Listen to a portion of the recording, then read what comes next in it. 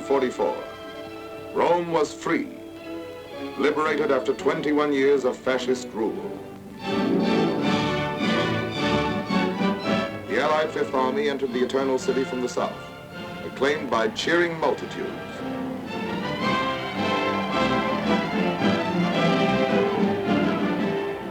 Through the streets where the chariots of the Caesars once rolled, tanks and trucks rumbled past historic landmarks. Colosseum, the Forum, the Victor Emmanuel Memorial, tomb of Italy's unknown soldier.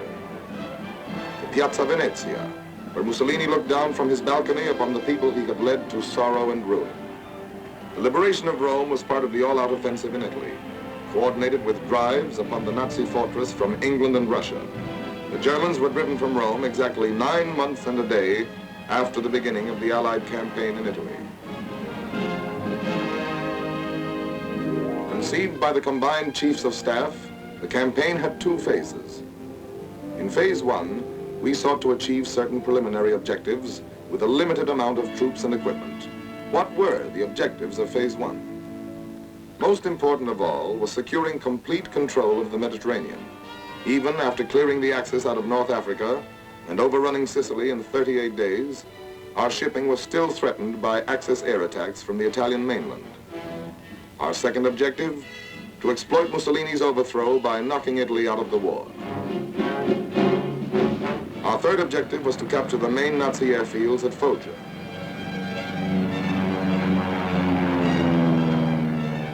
Fourth, we wanted to engage the enemy at the quickest point of contact and force him to withdraw as many divisions as possible from the Russian front and the invasion front in Western Europe.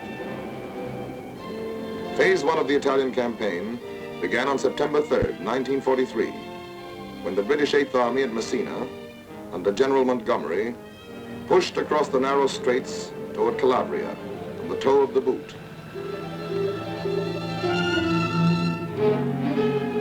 And landed there virtually unopposed.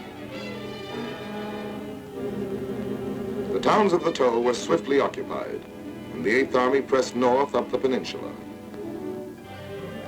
By September 8th, we had swiftly accomplished one of our objectives when General Eisenhower announced the capitulation of Italy. The Italian fleet surrendered, and 66 Italian divisions laid down their arms. On September 9th, the Fifth Army, composed of American and British troops under General Mark Clark, headed for Salerno, 28 air miles south of Naples, the furthest point which could be protected by an umbrella of fighter planes from our bases in Sicily. At 5 a.m., the first wave went in. Seized German film shows the Germans entrenched on high ground, overlooking the harbor and beaches. They had moved in the day before, determined to prevent our landings.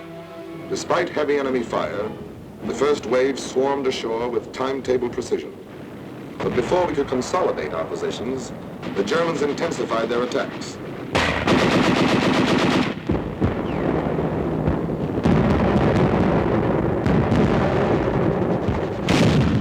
88mm guns slowed up our landings and imperiled the entire beachhead operation. Despite heavy support from the combined fleets, the situation grew more critical.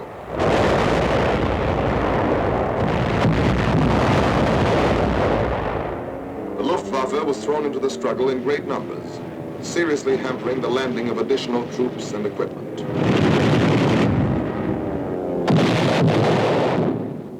Support from the RAF and the 9th American Air Force reached its peak when 1,860 sorties were flown against German troop concentrations on September 14th. On that day, the German news agency announced that Salerno was another Dunkirk. Actually, the beachhead had been secured, despite heavy losses. Meanwhile, the Eighth Army was pressing north.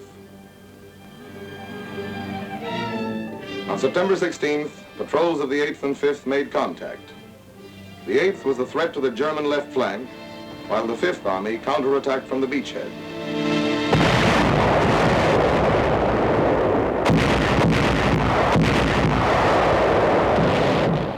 The Germans fell back fighting before the Allied assault.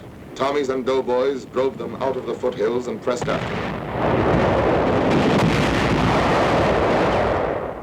The German withdrawal was complete. General Clark's order of the day read, "We are here to stay. Side by side with the 8th Army, the 5th Army will advance." On September 27th, the 8th captured the Foggia airfields, achieving 2 more of our objectives. Our Mediterranean shipping was now relatively safe from air attack, and from Foggia we could bomb southern Germany and the Balkans. As the Russian armies advanced, we could operate in close support with them, bombing rail junctions and military installations in the German rear. Budapest, Belgrade, Bucharest, Ploesti, Sofia.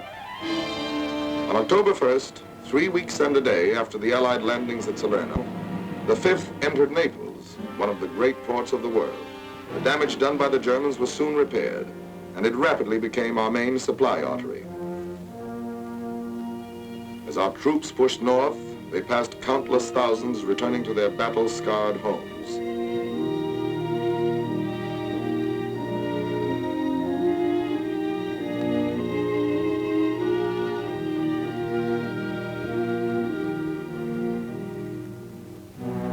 This was once a farmhouse near Francovilla. The farmer had refused to give up his livestock to feed German engineers. He and his family were locked into the house, and a charge of explosives was set off in the cellar. It was a family of 5.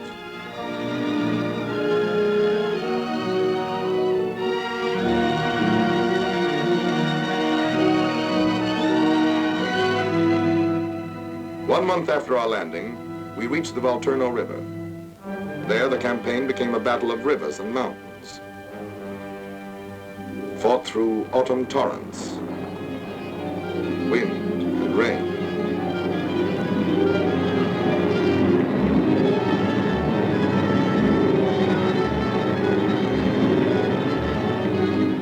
Our progress was slow.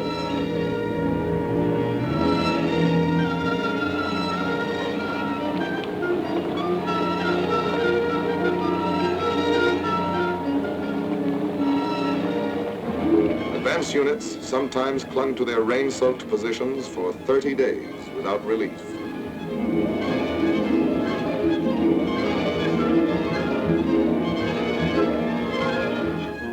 Mud and mire followed the rains as we struggled forward.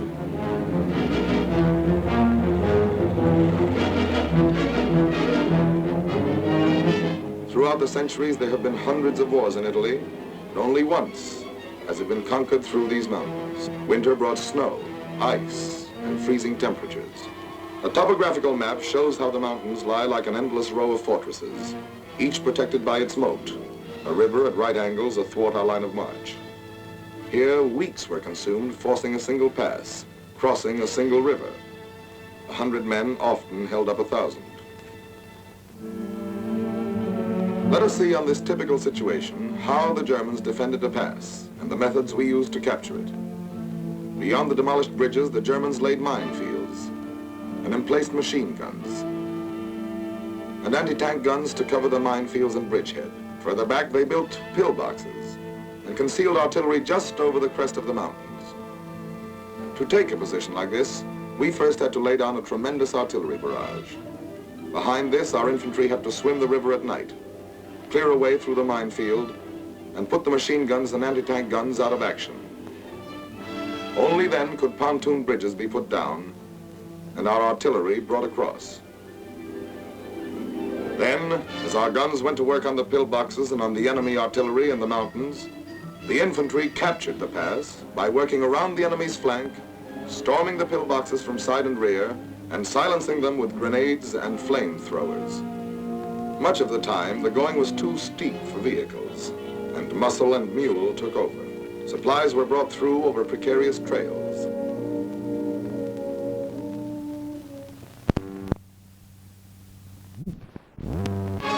In the east, the 8th Army fought its way through the Sangro Valley.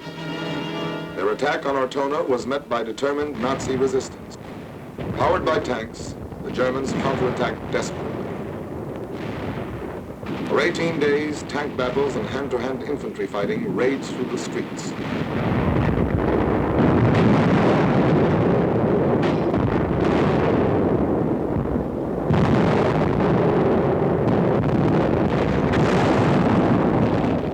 Germans were finally driven into the northwest corner of the town.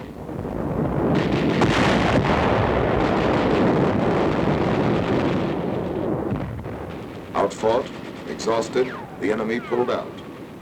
The 8th pressed after them. The tide of battle swept over Ortona and left it in its wake.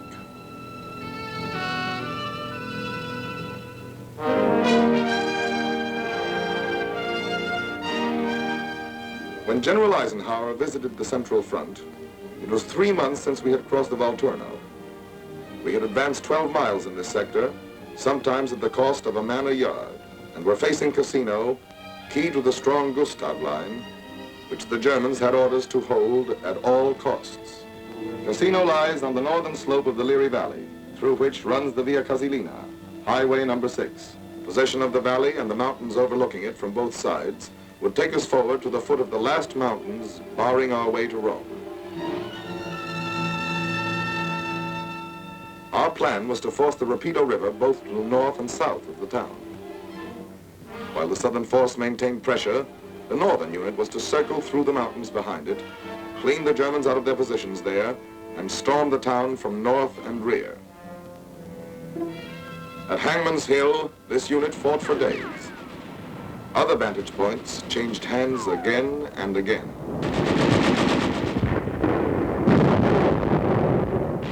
Finally, another force which had crossed the Rapido from the south fought its way into 1/3 of the town. There, superb enemy resistance turned the battle into a stalemate.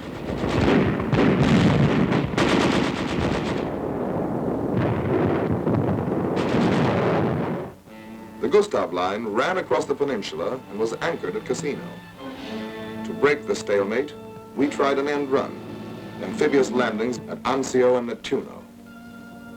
The Germans were caught off guard, and for several days, American and British troops encountered only light opposition as they landed and consolidated the beachhead. It was up to the German High Command to determine the importance of this new threat to their flank and rear. Marshals Rommel and Kesselring decided against falling back and brought in 13 fresh divisions from their dwindling strategic reserves. More and more, we were accomplishing our objective of diverting Nazi divisions from the Western and Russian front. Heavy Luftwaffe raids supported those 13 divisions as they sought to drive us into the sea.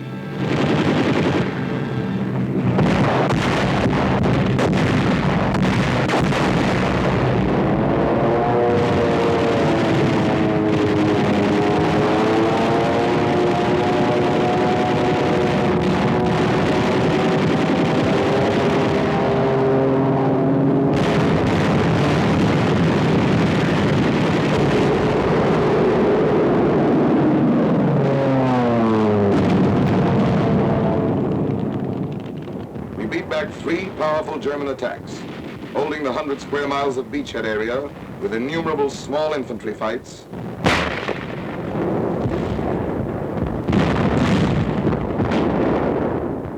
and tremendous artillery barrages.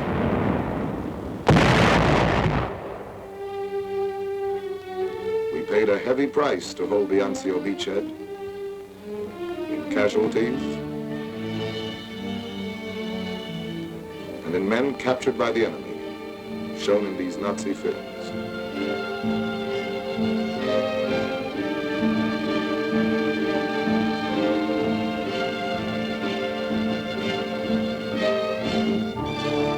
Back at Cassino, the fight continued.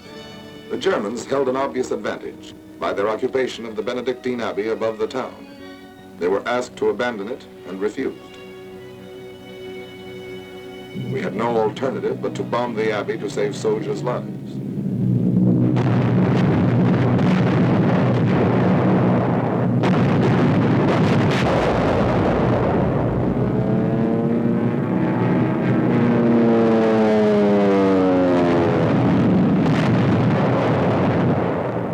One month later, 543 Allied planes tried to blast the enemy out of the town with a load of 1,144 tons of bombs.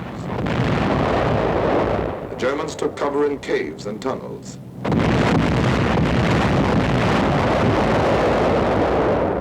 Behind the fighting at Cassino, preparations were underway for phase 2 of the campaign. the all-out assault. Phase 1, the preliminary campaign, was drawing to an end. Reinforcements and great quantities of new equipment were brought in. Our forces were regrouped, British and Polish troops in the Liri Valley, Americans in the west along the Garigliano River, the French Expeditionary Corps in the center. By sunset, May 11th, preparations had been completed. All along the front, the German-dominated heights were under the muzzles of Allied guns. At 11 p.m., they went into action.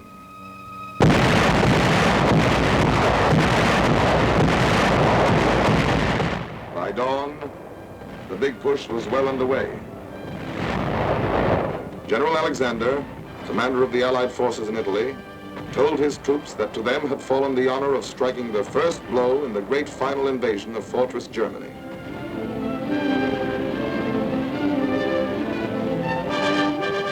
Between Cassino and the western coast, the powerful blows launched by the British, Poles, French, and Americans shattered the Gustav Line. By May 17th, only Cassino remained in German hands. Behind tanks hampered by the wreckage, British, Indian, and Polish troops fought their way in.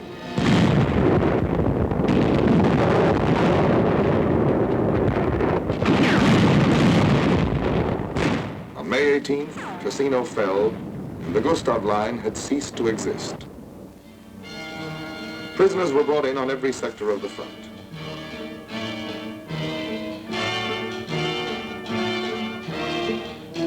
Thousands more were slain.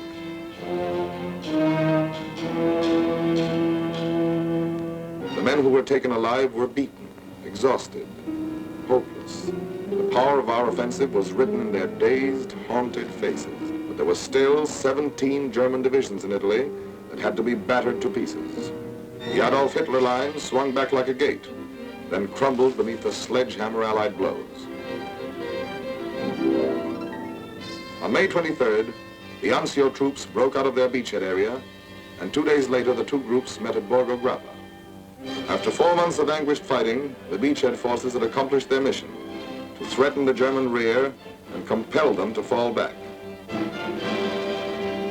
The road to Rome was lined with the wreckage of Nazi legions, blasted by Allied air power as they fled before the reunited Fifth Army.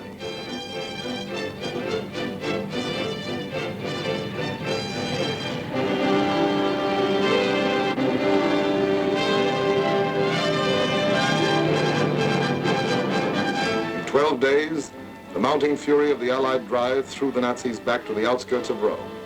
Films taken by Italian anti-fascists show the evacuation of Rome, one of the greatest blows of the war to Nazi prestige. The streets were deserted as the Nazis left.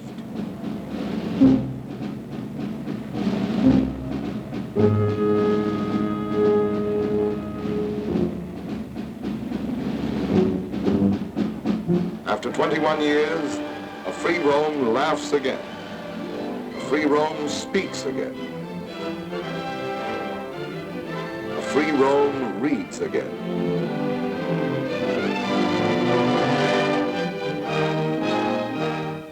A free Rome assembles in the Piazza San Pietro to receive the Pope's blessing.